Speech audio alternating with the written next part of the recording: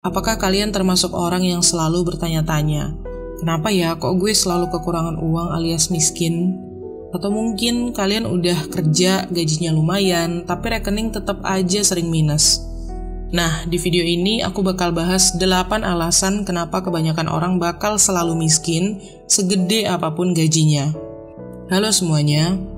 Banyak banget nih orang yang ngalamin masalah finansial mulai dari biaya hidup dan kesehatan yang mahal, masalah utang piutang gara-gara pakai pinjol, pay later, sampai main judi online.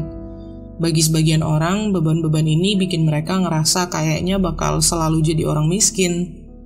Ada yang terjebak di kemiskinan gara-gara keputusan finansial yang gak benar yang mereka ambil setiap hari, dan ada juga yang karena keadaan yang nggak adil, kayak kesempatan yang nggak setara dengan orang kaya.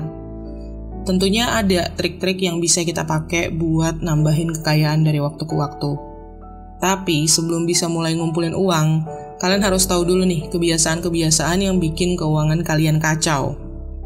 Nih, 8 alasan yang mungkin membuat kalian terjebak dalam kemiskinan yang nggak ada ujungnya. Nomor 1, kalian nggak menabung dan nggak punya tabungan. Nih, aku ngomongin data dulu ya. Berdasarkan data di distribusi rekening simpanan LPS bulan Juni 2023 yang dirilis pada 28 Juli 2023, ada sebesar 98,7% alias mayoritas rekening perbankan masyarakat Indonesia tuh berisi saldo di bawah 100 juta rupiah. Berarti kan intinya kita orang Indonesia pada umumnya masih kurang banget ya nabungnya. Jadi kita rentan banget sama utang yang akhirnya bikin lingkaran miskin yang gak ada habisnya.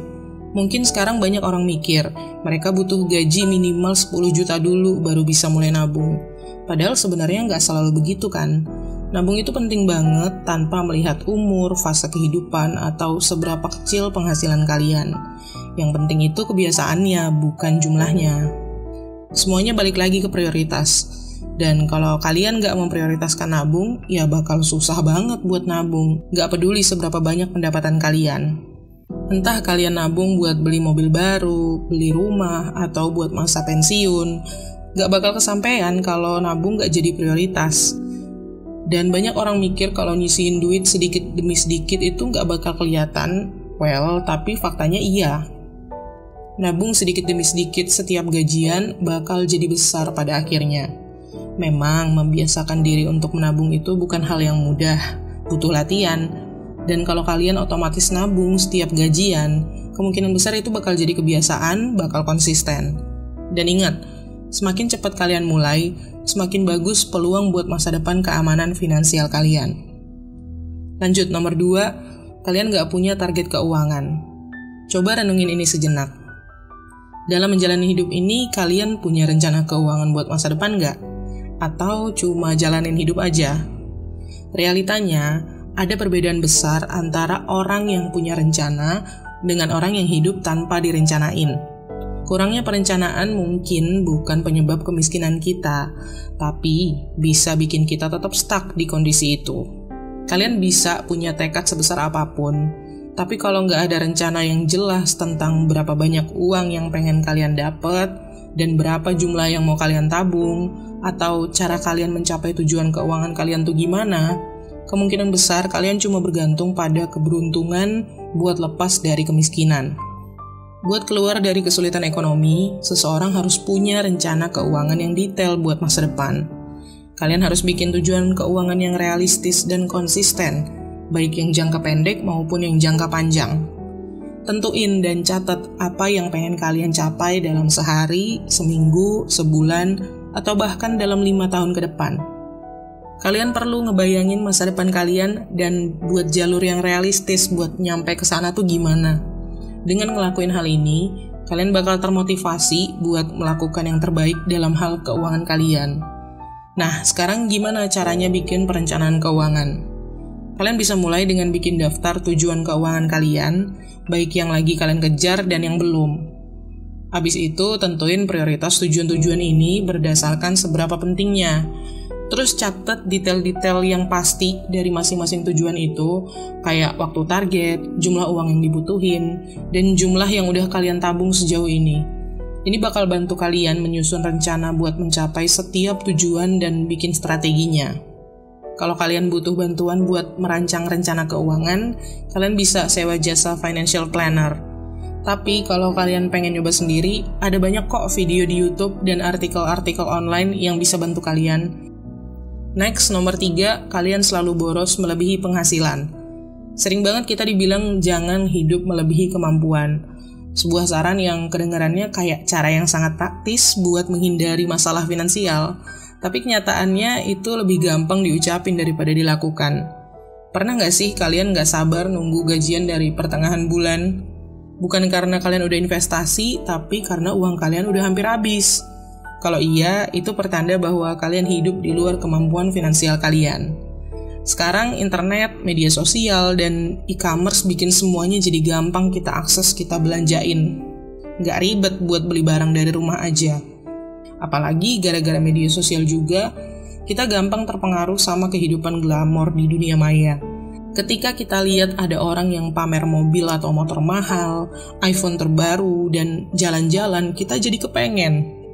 Terus kalian jadi pakai duit yang kalian pegang atau sampai ngutang, pinjol, atau pakai paylater demi bisa ngerasain hal-hal yang sama. Hasilnya, kalian terjebak di utang karena mencoba ngejalanin gaya hidup yang sebenarnya di luar kemampuan kalian. Kalau kalian kayak gitu, ini saatnya buat mikir ulang tentang kebiasaan belanja kalian. Singkirin barang-barang yang gak perlu dari budget kalian dan mulailah menabung. Kita lanjut ke nomor 4, terlalu banyak duit yang dihabisin buat tempat tinggal. Salah satu alasan banyak orang selalu kekurangan uang adalah karena terlalu banyak ngeluarin duit buat tempat tinggal. Kalau sebagian besar gaji kalian habis buat tempat tinggal, ini pasti ngebahayain keuangan kalian. Alokasi duit yang ideal untuk tempat tinggal tuh sekitar 30% dari gaji. Jumlah tertinggi yang bisa kalian keluarin buat rumah tanpa mengganggu gaya hidup yang wajar sesuai penghasilan kalian. Misalnya, kalau gaji kamu 10 juta rupiah sebulan, kamu seharusnya nggak tinggal di tempat yang sewanya lebih dari 3 juta per bulan. Angka 30% ini cuma sebagai panduan, tapi bukan aturan baku yang berlaku untuk semua orang ya. Keadaannya bisa beda-beda, jadi mungkin kalian perlu nyesuaiin juga. Misal kalian tinggal di daerah berpenghasilan rendah, kalian gak harus nolak apartemen yang harganya 1,5 juta per bulan, hanya karena itu cuma 15% dari gaji bulanan kalian. Di sisi lain, bertahan sama budget sewa 30% gak selalu possible di tempat-tempat kayak Jakarta, yang dimana rata-rata harga sewa untuk apartemen satu kamar udah lebih dari 3 juta per bulan. Jadi, kalau pengeluaran kalian buat sewa rumah udah terlalu gede, kalian perlu pertimbangin opsi lain biar nggak stuck hidup dari satu gajian ke gajian berikutnya. Kalian bisa pindah ke rumah atau lingkungan yang lebih murah, atau kalian bisa cari teman sekamar biar biaya sewanya bisa dibagi 2. Lanjut, nomor 5, kalian nggak bikin budget. Budget itu kayak dasar dari keuangan pribadi kita. Tanpa budget, kemungkinan besar kita bakal terus-terusan miskin. Orang yang nggak punya budget biasanya nggak tahu uang mereka habis kepake buat apa aja setiap bulan. Dan cara ngelola pendapatan kayak gitu itu bahaya banget. Dengan membuat budget, kalian akan paham tentang gimana kalian ngeluarin duit setiap bulan, pengeluaran apa yang bisa dikurangin atau dipotong, pengeluaran mana yang perlu dilebihin, dan bisa juga buat nyatet-nyatet tujuan keuangan kalian dan sekaligus untuk ngasih tolak ukur kira-kira kapan tujuan itu bakal tercapai. Kalau kalian punya kebiasaan boros tapi nggak mau bertanggung jawab, kalian bakal selalu menghindari budgeting karena itu mengingatkan kalian sama keputusan-keputusan buruk kalian. Akibatnya, kalian nggak bakal bisa memperbaiki situasi keuangan kalian. Meskipun dengan budgeting itu kita bisa ngontrol pengeluaran dan hindarin utang, sayangnya cuma sedikit banget orang Indonesia yang rajin update budget mereka secara teratur. Menurut hasil survei yang dilakuin sama Bank Indonesia pada tahun 2021, cuma 34% masyarakat Indonesia yang rutin bikin perencanaan keuangan atau budgeting bulanan. Padahal ya itu tadi, budget ini penting buat kesehatan keuangan kita sendiri.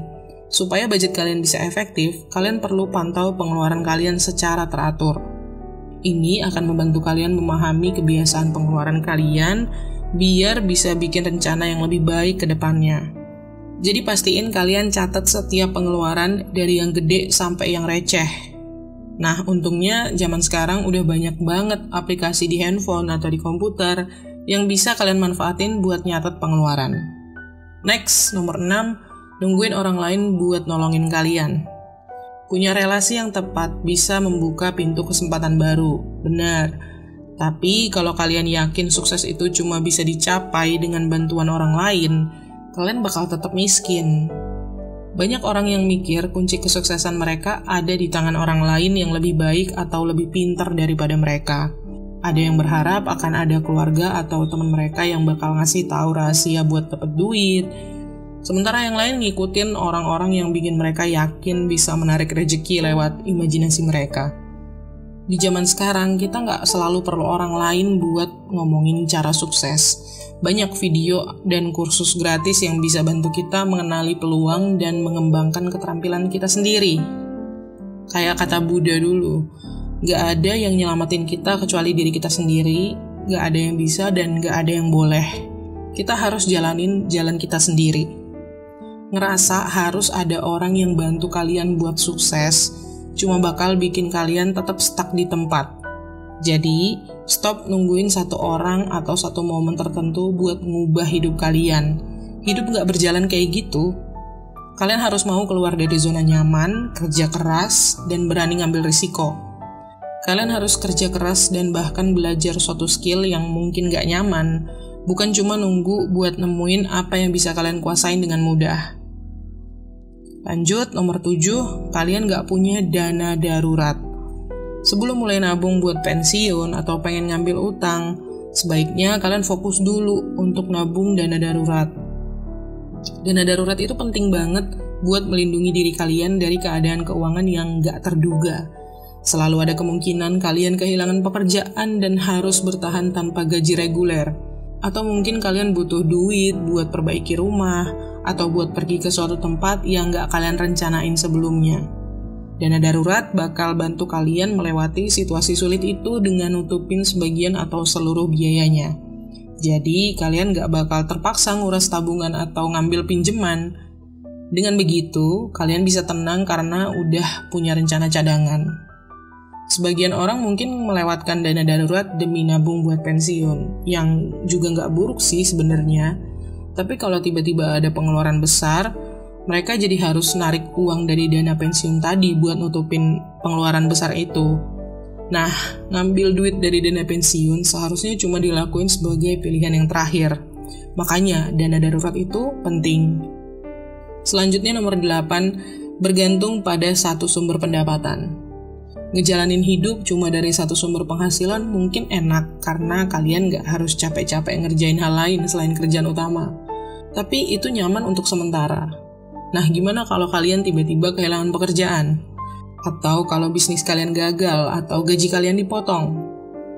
Bergantung hanya pada satu sumber penghasilan bukan cuma bikin susah kalau ada kejadian gak terduga, tapi juga bikin kalian tetap miskin.